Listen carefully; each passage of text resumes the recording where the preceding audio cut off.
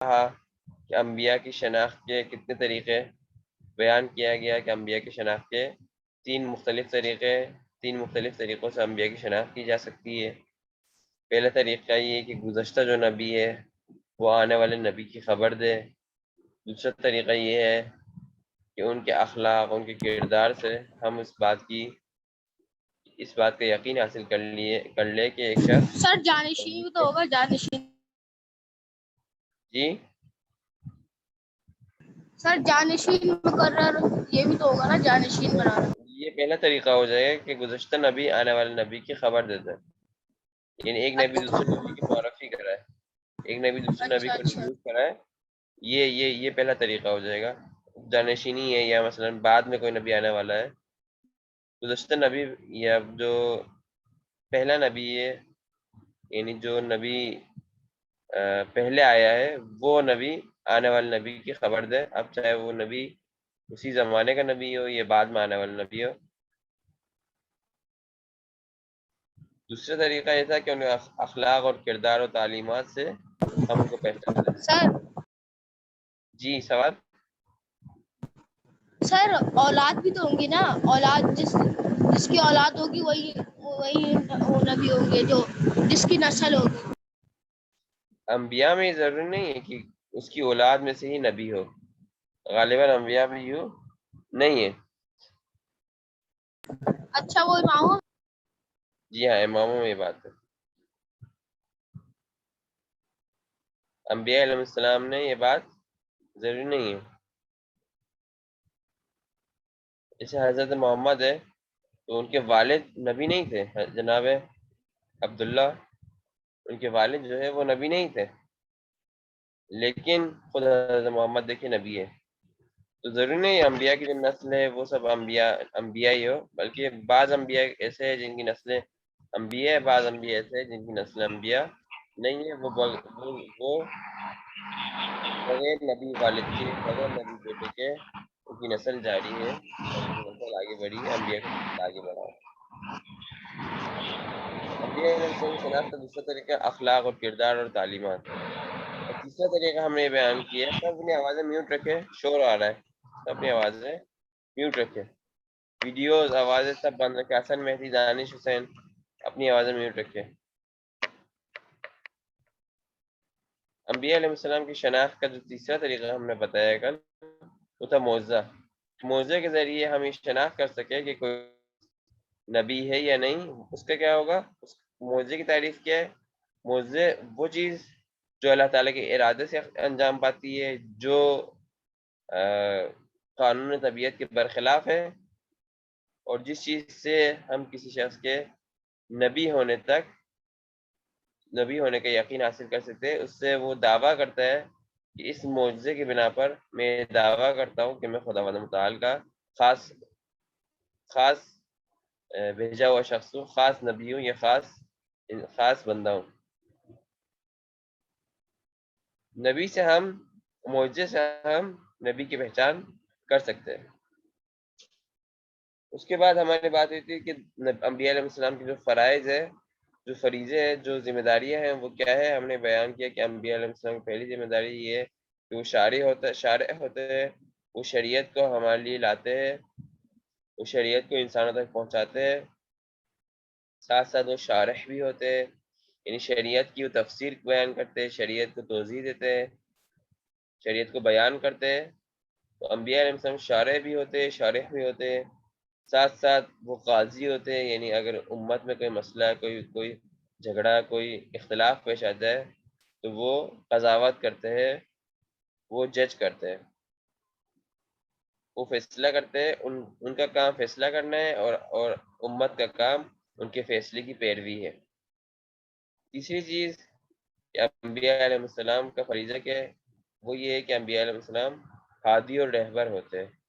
انبیاء علیہ السلام ہدایت کرتے ہیں، انبیاء علیہ السلام لیڈنگ کرتے ہیں، کی ذمہ داری یہ کہ وہ لیڈنگ کرے۔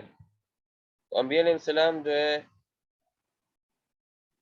وہ ان کے فرائض یہ تین چیزیں ہیں، لیکن لیڈنگ میں ایک اور چیز اس کی طرف توجہ دینا ضروری، وہ یہ ہے کہ انبیاء علیہ السلام کسی بھی چیز میں لیڈنگ کرے، چاہے وہ سیاسی کوئی حکم ہو یا کوئی سیاسی امر ہو، اجتماعی امر ہو، یا کسی بھی حوالے سے ان کا کوئی کام ہو، کسی بھی حوالے سے وہ لیڈنگ کرے، ہمیں ان کی بات کو ماننا ہے، ہمیں ان کی اطاعت کرنا ضروری ہے۔ انبیاء علیہ السلام کا کام قیادت ہے اور امت کا کام اطاعت ہے۔ یہاں تک ہو گئی ہماری کل کی بات۔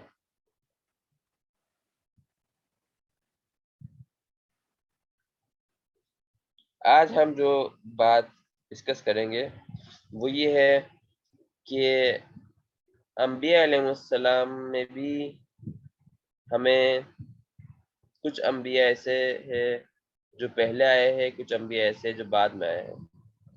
سب سے پہلے نبی جو انسانوں کی ہدایت کے لیے آئے وہ حضرت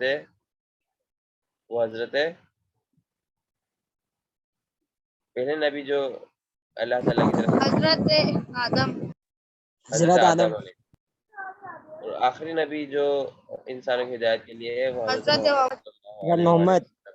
حضرت محمد علیہ السلام۔ پہلے نبی حضرت آدم اور آخری نبی مرتبہ حضرت محمد صلی اللہ علیہ وسلم تھے۔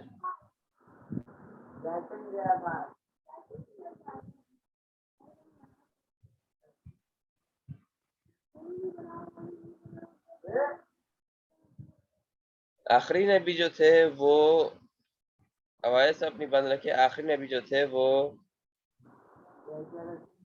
دین خدا کو کامل کرنے والے اور شریعت خدا کو اور ایک نئی شریعت لانے والے تھے۔ جو شریعت وہ لائے، شریعت کو انہوں نے انسانوں کے لیے خداوند متعال کی طرف سے لے کر آئے، وہ شریعت آخری شریعت تھی، اور اس شریعت کی وجہ سے دین خدا جو تھا وہ کامل ہو گیا۔ اور قرآن اور احادیث بھی اس بات کی تائید کرتے ہیں۔ سر کامل کا مطلب ہے نہیں ختم؟ شریعت جو ہے، یہ دین جو ہے، یہ جو طرز زندگی ہے، جو احکام الہی ہے، یہ قیامت تک ہمارے لیے باقی رہیں گے۔ ایسا نہیں ہے کہ ان احکام میں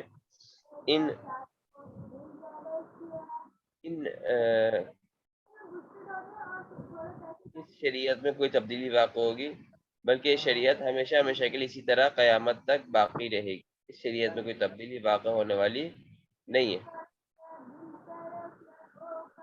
تو اپنی آوازیں میوٹ رکھیں۔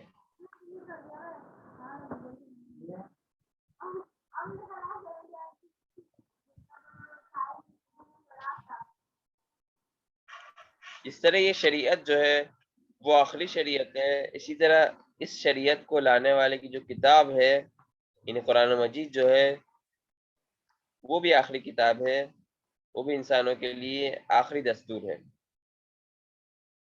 اس دستور کے حوالے سے اللہ تعالیٰ کی طرف سے یہ چیلنج ہے کہ جو بھی شخص اس کتاب کی طرح اگر ایک کتاب لا سکتا ہے تو وہ لے کر آئے۔ یہ اللہ تعالیٰ کا ایک چیلنج ہے۔ جو بھی شخص اس کتاب کی طرح کوئی کتاب لا سکتا ہے تو لے کر آئے، اسی سے کوئی کلام لا سکتا ہے تو لے کر آئے۔ خدا متعال نے قرآن میں فرمایا کہ اگر اس کتاب جیسا ایک کتاب بھی لا سکتے ہو تو لے کر آؤ، تم لوگ اس کام سے عاجز ہو۔ اگر اس کتاب کی ایک کتاب نہیں بلکہ 10 سورے بھی لا سکتے ہو تو لے کر آؤ، تم حتیٰ اس کام سے بھی عاجز ہو۔ اگر اس کتاب کے ایک سورے کی طرح ایک سورہ بھی لے کر آ سکے تو اس کتاب کا جو موضوع ہے وہ ختم ہو جائے گا، لیکن تم اس کتاب کی طرح ایک سورہ بھی نہیں لا سکتے، تم اس کام سے بھی عاجز ہو۔ اللہ تعالیٰ نے اس سے بھی بڑھ کر بات کہی کہ اگر اس کتاب کی طرح تم ایک آیت بھی لا سکتے ہو تو لے کر آؤ، لیکن انسان اور باقی تمام مخلوقات بھی اگر مل جائے، تمام مخلوقات بھی اگر ایک دوسرے کی مدد کرے، پھر بھی اس قرآن کی ایک آیت کی طرح ایک آیت بھی نہیں لا سکتے۔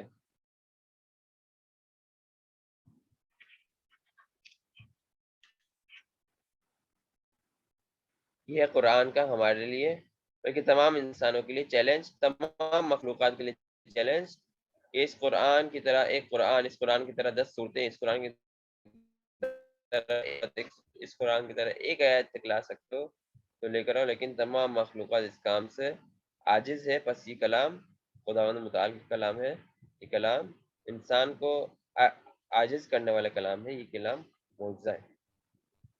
اگلی بات جو ہم نبوت کے بارے میں کریں گے وہ یہ کہ شریعت محمدی پر عمل کرنے کا یہ مطلب نہیں ہے کہ ہم پرانے زمانے کے لوگوں کی طرح جانا شروع کر دیں. ہم یہ جو نئی ٹیکنالوجی اس سے استفادہ نہ کریں، ہم جو نئے ابزار ہے اس سے استفادہ نہ کریں، ہم جو انسانی زندگی کو سہولت دینے کے لیے جو ابزار اور چیزیں بنائی گئی اس سے استفادہ نہ کریں، بلکہ اس کا مطلب یہ ہے، شریعت محمدی پر عمل کرنے کا مطلب یہ ہے کہ شریعت محمدی کے، دین اسلام کے جو اصول اور قواعد ہے وہ ثابت ہے، وہ میں کوئی تبدیلی واقع نہیں ہوئی ہے اور نہیں ہوگی. ان قواعد، ان اصول پر عمل کرنا ضروری ہے، اور وہ قواعد اور وہ اصول ایسے ہیں جو قیامت کے لوگوں کے لیے، قیامت کی جتنی آئے گی، قیامت تک جتنی بھی ٹیکنالوجی میں تبدیلی آئے گی سب کے لیے جواب گو ہے، سب کے لیے پاسخگو ہے. اور یہ شریعت جو ہے وہ قیامت تک کے مشکلات کے حل کے لیے اس سے استفادہ کیا جا سکتا ہے. اس شریعت میں قیامت تک کے مشکلات کا حل اس میں موجود ہے. اس شریعت کے جو اصول اور قواعد ہے وہ اصول اور قواعد ایسے ہیں جن پر قیامت تک عمل کرنا ضروری ہے اور عمل کیا جا سکتا ہے. ایسا نہیں ہے کہ گزشتہ زمانہ کے لوگوں کے لیے یہ اصول و قواعد تھے، ان کی زندگی کے مطابق اصول و قواعد بنائے گئے ہیں، بلکہ یہ اصول و قواعد جو ہے وہ قیامت تک کے افراد کو، قیامت تک کے انسانوں کو در نظر رکھتے ہوئے یہ قواعد اور یہ اصول بنائے گئے ہیں، اور ان پر عمل کرنا قیامت کے لیے ممکن ہے.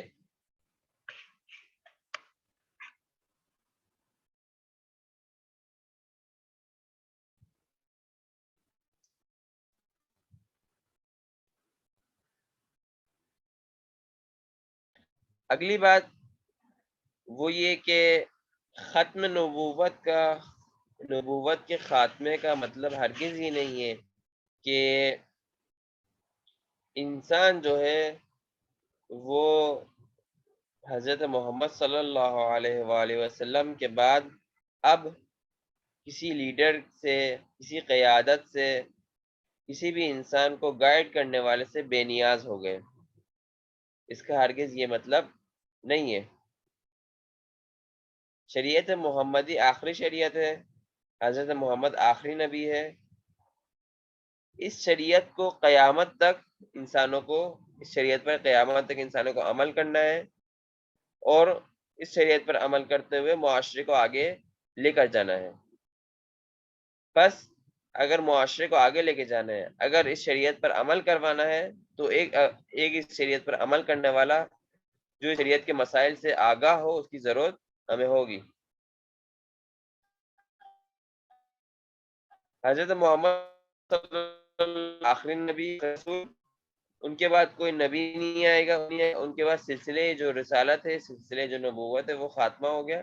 لیکن انسانوں کی جو قیادت، انسانوں کی جو رہبری، انسانوں کو جو لیڈرشپ کی ضرورت تھی وہ ختم نہیں ہوئی. انسانوں کو اس کے باوجود کہ نبوت اور رسالت کا سلسلہ ختم ہو گیا، انسانوں کو لیڈرشپ اور انسانوں کو گائیڈنس کی ضرورت ہے. اب وہ گائیڈنس کس طرح ہوگی؟ وہ گائیڈنس امامت کے صورت میں ہوگی، امامت اور ولایت کی صورت میں وہ گائیڈنس اللہ تعالیٰ کی طرف سے ہوگی. یہ جو سلسلہ ہے امامت اور قیامت کا، یہ سلسلہ ایسا سلسلہ ہے جس کا کوئی خاتمہ نہیں ہے. اس کا خاتمہ قیامت تک، اس کا جو خاتمہ ہے وہ قیامت کے خاتمے تک چلے گا. یعنی یہ سلسلہ جو ہے وہ قیامت تک چلے گا، اس کا کوئی خاتمہ نہیں ہے. نبوت اور امامت اور ولایت کا جو سلسلہ ہے اس کا کوئی خاتمہ نہیں ہے، یہ قیامت تک ہمیشہ چلے گا.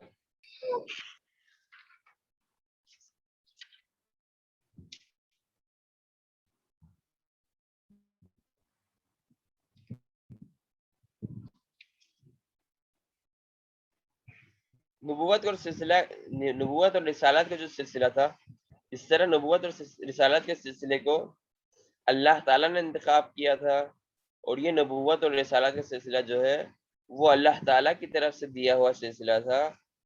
اسی طرح امامت اور ولایت کا جو سلسلہ ہے وہ بھی اللہ تعالیٰ کی طرف سے ہی دیا گیا سلسلہ ہے۔ یہ سلسلہ انسانوں کے ہاتھ میں نہیں ہے کہ انسان اپنی طرف سے کوئی نبی انتخاب کرے۔ جس طرح نبوت کا سلسلہ اللہ تعالیٰ کے ہاتھ میں تھا، اس طرح امامت کا جو سلسلہ ہے وہ بھی اللہ تعالیٰ کے ہاتھ میں ہے۔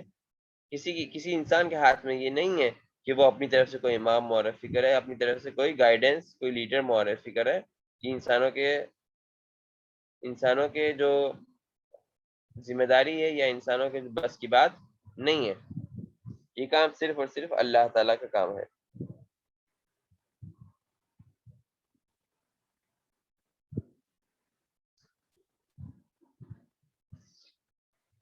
امامت کا مطلب، یعنی امامت کا جو سلسلہ، امام جو ہے وہ نبیوں کے بعد اماموں کو ایک سلسلہ چلے گا جو کہ شریعت حضرت محمد کو لوگوں تک پہنچائیں گے، اور شریعت حضرت محمد کی لوگوں کو گائیڈنس کریں گے اور معاشرے کو آگے لے کر چلیں گے۔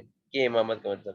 لیکن ولایت کا کیا مطلب ہے؟ ولایت کا مطلب ہے کہ لوگ خدا کی، رسول کی اور امام کی انڈر سپرویژن، امام کی، خدا کی، رسول کی اور امام کی تحت رہنمائی اور تحت ولایت ہوں گے، یعنی وہ ان کے ولی ہوں گے، وہ ان کے سرپرست ہوں گے۔ انما ولیکم اللہ ورسولہ والذین آمنوا الذین یقیمون الصلاۃ ویؤتون الزکاۃ وہم راکعون۔ اللہ تعالیٰ قرآن مجید میں ارشاد فرمایا کہ تمہارا ولی، یعنی مومنین سے خطاب ہے، انما ولیکم اللہ، تمہارا ولی اللہ ہے، انما ولیکم اللہ ورسولہ، اور اس کے رسول ہے، والذین آمنوا الذین یقیمون الصلاۃ ویؤتون الزکاۃ وہم راکعون، اور وہ افراد ہے جو ایمان والے ہوتے ہیں اور حالت رکوع میں زکوٰۃ ادا فرماتے ہیں۔ بس ولایت کس کی ہوئی؟ سرپرستی کس کی ہوئی؟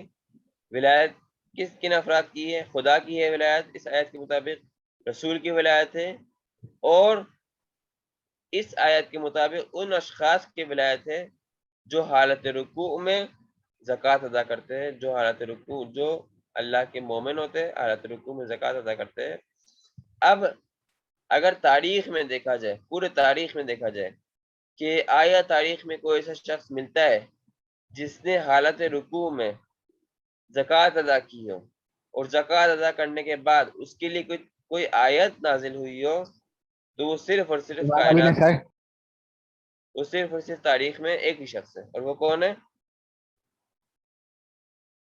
علی ابن ابی امام علی طالب، علیہ السلام۔ حضرت امام علی۔ ہمارے مولا کائنات حضرت امام علی علیہ السلام۔ صرف امام علی علیہ السلام کے لیے ہمیں تاریخ میں یہ ملتا ہے کہ جب انہوں نے حالت رکوع کے اندر زکوٰۃ ادا کی، جب انہوں نے حالت رکوع کے اندر صدقہ دیا، تو ان کے لیے آیت نازل ہوئی خداوند متعال کی طرف سے۔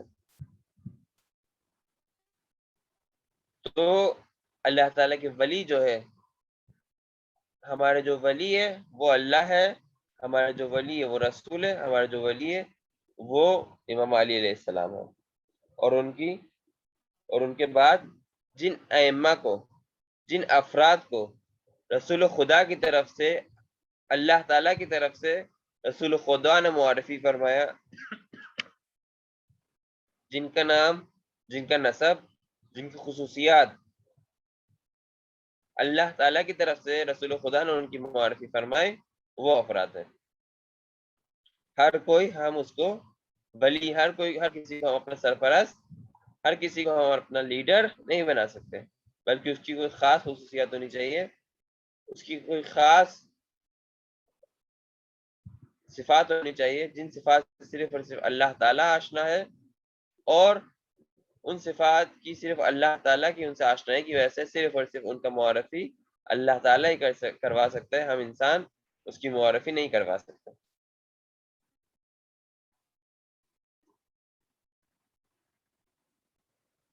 ان افراد کا اعلان رسول خدا نے مختلف جگہ فرمایا، مختلف مجامع میں فرمایا، مختلف جگہوں میں ان افراد کا اعلان رسول خدا نے فرمایا۔ ایسا نہیں کہ ایک جگہ اعلان فرمایا، بلکہ مختلف جگہ اپنی زندگی میں رسول خدا نے ان افراد کا اعلان فرماتے رہے۔ رسول خدا اپنے جانشین کی معرفی فرماتے رہے، رسول خدا مومنین کے اولیاء کی معرفی فرماتے رہے کہ کون یہ ولیکم اللہ کون ہے، یہ ولیکم اللہ کے مساجد کون افراد ہے، آپ کے سرپرست کون افراد ہیں، ان کی معرفی رسول خدا اپنی زندگی میں جگہ جگہ فرماتے رہے۔ پہلا جو کہ کل عام رسول خدا نے جہاں پر اعلان فرمایا وہ کہاں پر تھی؟ غدیر کے میدان۔ سر غدیر قوم یہ آخری جگہ ہے، یہ آخری جگہ ہے۔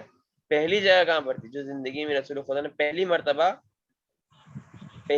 رسول خدا نے اپنے جانشین کی معرفی فرمائی، وہ کون سی جگہ تھی، وہ کون سا واقعہ تھا؟ سر دعوت ذی العشیرہ۔ ویری گڈ، دعوت ذی العشیرہ۔ رسول خدا نے پہلی مرتبہ جو اپنے جانشینی کی معرفی فرمائی، اپنے جانشین کی معرفی فرمائی، وہ دعوت ذی العشیرہ تھی۔ کوئی سوال، کوئی بات کرنی ہے؟ دعوت ذی العشیرہ۔ دعوت ذی العشیرہ، دعوت ذی العشیرہ کا کوئی مجھے بتائے گا کہ اس کا کیا واقعہ تھا؟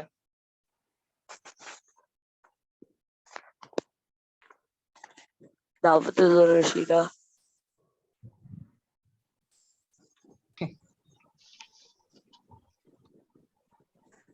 جی علی عباس آپ بتاؤ، دعوت ذی العشیرہ کا کیا واقعہ تھا؟ جی سر، دعوت ذی العشیرہ کا کیا واقعہ تھا؟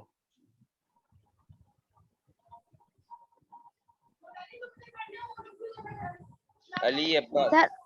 سر حضرت محمد نے 40 لوگوں کو دعوت میں بلایا تھا، اس دعوت کو ذی العشیرہ کہتے ہیں، جہاں حضرت محمد نے فرمایا تھا میرا ولی کون بنے گا، پھر حضرت علی ادھر ولی بنے۔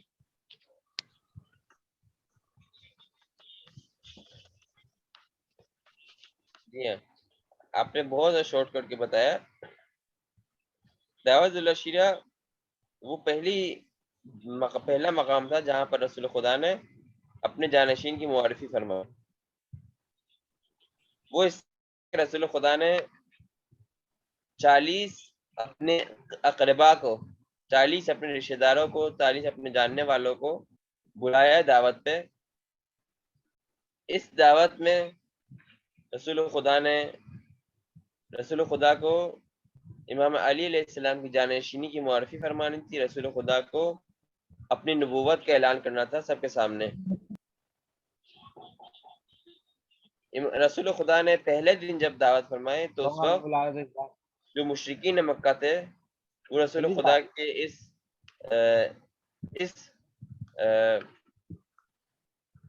اس فیصلے سے، اس بات سے وہ لوگ آشنا ہو گیا، ان کو پتہ چل گیا کہ رسول خدا کو کیا کرنا ہے، کیا کہنا ہے اس دعوت میں، لہذا انہوں نے اس دعوت میں ہنگامہ برپا کر دیا، اس دعوت کو خراب کر دیا پہلے دن۔ دوسرے دن بھی یہی ہوا اور انہوں نے مشرکین مکہ نے اس دعوت کو خراب کر دیا۔ تیسرے دن جب رسول خدا نے یہ دیکھا کہ یہ لوگ پھر سے یہ کام کر رہے تو رسول خدا نے ان کو روکا، اور پھر رسول خدا نے اپنی بات کہی کہ میں خدا کا رسول ہوں، میں خدا کا نبی ہوں، میں خدا کا بھیجا ہوا ہوں، میری کتاب قرآن ہے، اور میں اپنے لیے ایک جانشین کو معرفی کرنا چاہتا ہوں۔ آیا کوئی ہے جو اس راہ میں میری مدد کرے، آیا کوئی ہے جو اس راہ میں میرا ساتھ دے؟ تو اس وقت کسی شخص نے بھی رسول خدا کے ساتھ دینے کا اعلان نہیں کیا ہے سوائے مولا امیر المومنین علی علیہ السلام نے۔ جب ایک مرتبہ مولا امیر المومنین علی علیہ السلام نے ساتھ دینے کا اعلان کیا تو رسول خدا نے ان کو بٹھا دیا، رسول خدا نے ان کو کہا کہ صبر کرو، شاید کسی نے بات نہیں سنی، شاید کسی تک آواز نہیں پہنچی، شاید کسی کو سوچنا، لہٰذا رسول خدا نے امام علیہ السلام کو بولا صبر کرو اور بیٹھ جاؤ۔ جب امام علیہ السلام بیٹھ گئے، رسول خدا نے دوسری مرتبہ کے لیے اپنی بات کو تکرار کیا، اور دوسری مرتبہ کے لیے بھی کوئی شخص قرار نہیں ہوا مگر امام علی علیہ السلام کے۔ رسول خدا نے دوسری مرتبہ امام علی علیہ السلام کو بٹھا دیا، اور پھر اس کے بعد رسول خدا نے تیسری مرتبہ کے لیے اپنا جو اعلان تھا اسے فرمایا۔ تیسری مرتبہ اعلان فرمانے کے بعد جب تیسری مرتبہ کوئی کھڑا نہیں ہوا، کسی نے بھی رسول خدا کو تیسری مرتبہ اعلان کرنے کے باوجود کوئی ساتھ دینے کا اعلان نہیں کیا، ہمراہی کا اعلان نہیں کیا، اور صرف امام علیہ السلام نے اعلان کیا، تو رسول خدا نے ان کو اپنا جانشین معرفی فرمایا، ان کو اپنا جانشین سب کے سامنے اعلان فرمایا کہ یہ میرے جانشین ہیں۔ یہ پہلا مقام تھا جہاں پر رسول خدا صلی اللہ علیہ وآلہ وسلم نے امام علی علیہ السلام کو اپنا جانشین معرفی فرمایا۔ یہ پہلا مقام تھا جہاں پر رسول خدا نے امام علی علیہ السلام کو اپنا ساتھی اور اپنے بعد ان کا جو راستہ ہے، جو اسلام ہے، اس کا لیڈر معرفی فرمایا۔ آخری مقام جہاں پر رسول خدا نے اپنے جانشینی کا اعلان فرمایا اور اپنے جانشین کو معرفی فرمایا، وہ غدیر خم کا میدان تھا۔ رسول خدا حج سے واپسی پہ، حجۃ الوداع سے واپسی پہ میدان غدیر خم میں تمام مسلمانوں کو جمع کرتے ہیں، اور تمام مسلمانوں کو جمع کرنے کے بعد ایک اونٹوں کو پالان بناتے ہیں، اس پر خود اوپر جاتے ہیں، امام علی علیہ السلام کو اوپر لے کے جاتے ہیں، ایک طویل خطبہ ارشاد فرماتے ہیں، اور اس خطبے میں اعلان کرتے ہیں۔ کیا اعلان کرتے ہیں؟ کیا حدیث ارشاد فرماتے ہیں؟ من كنت مولى فاضل رسول خدا ارشاد فرماتے ہیں من کنت مولا فہذا علی مولا، یعنی جس کا میں مولا ہوں اس کا علی علیہ السلام، اس کا امام علی علیہ السلام مولا ہے۔ یہاں پر امام رسول خدا نے آخری دفعہ کے لیے امام علی علیہ السلام کی ولایت کا، امام علی علیہ السلام کی مومنین کی سرپرستی کا اعلان فرمایا، من کنت مولا فہذا علی مولا، میدان غدیر خم میں۔ اب اس اعلان ولایت کے بعد، اتنے بڑے مجمع میں اعلان ولایت کے بعد، اتنے کھلم کھلا اعلان ولایت کے بعد، اتنے کھلم کھلا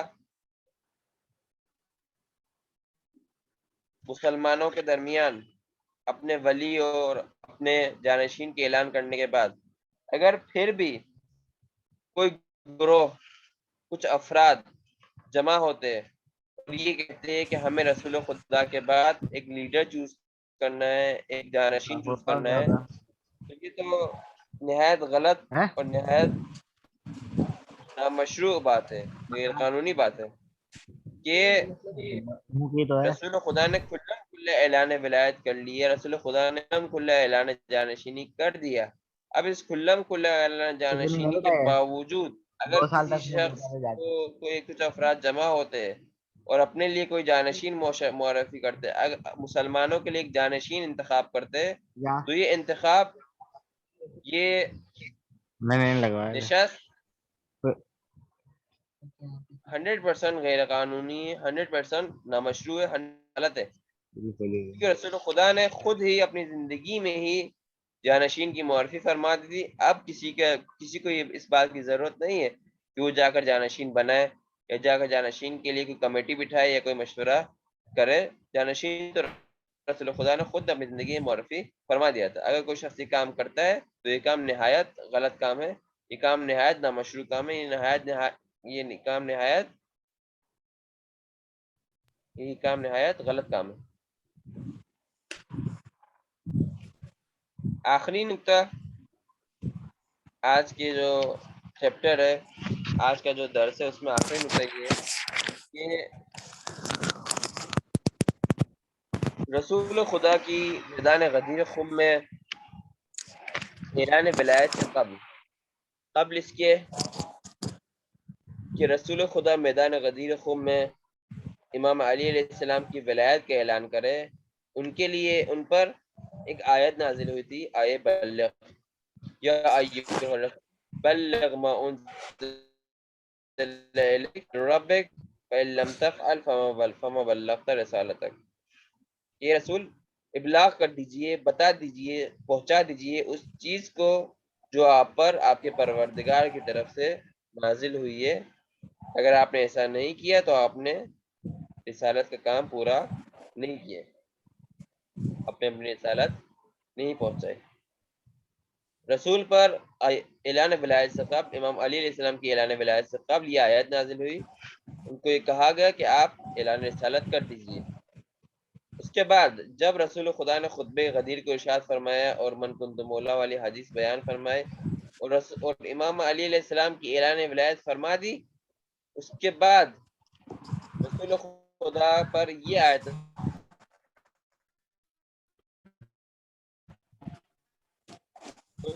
الدین الیوم اکملت لکم دینکم واتممت علیکم نعمتی ورضیت لکم الاسلام دینا، آج اللہ تعالیٰ نے اپنا دین جو ہے مومنین کے لیے پورا کر دیا، تمام کر دیا، آج مومنین کے لیے دین خدا کامل ہو گیا، نعمت تمام ہو گئی، اور رضیت لکم الاسلام اور دین اسلام اس شکل صورت میں آ گیا جس کا رسول خدا، جس سے خدا متعال جس سے راضی ہے، پوری طرح راضی ہے، جس طرح خدا متعال چاہتا تھا شکل میں پوری طرح اسلام آ گیا ہے۔ امام علی علیہ السلام کی اعلان ولایت سے قبل آئے بلغ نازل ہوا اور اعلان ولایت کے بعد آئے اکمال الدین نازل ہوا۔ اس کے بعد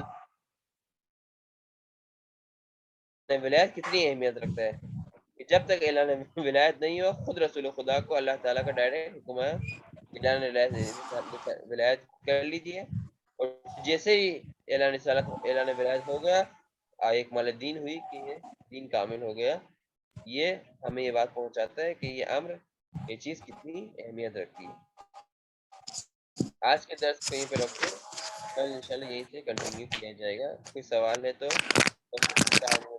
ہمارے پاس ٹائم ہے، باقی سوالات اگر بچ جاتے ہیں تو آپ لوگ سب گروپ میں کر سکتے ہیں 8 بجے سے 9 بجے تک، اور اس کے جواب انشاءاللہ دیے جائیں گے۔ کل کسی نے سوال کیا تو اس کا جواب دے دیا گا گروپ میں۔ ٹھیک، کوئی سوال ہے تو کر سکتے ہیں۔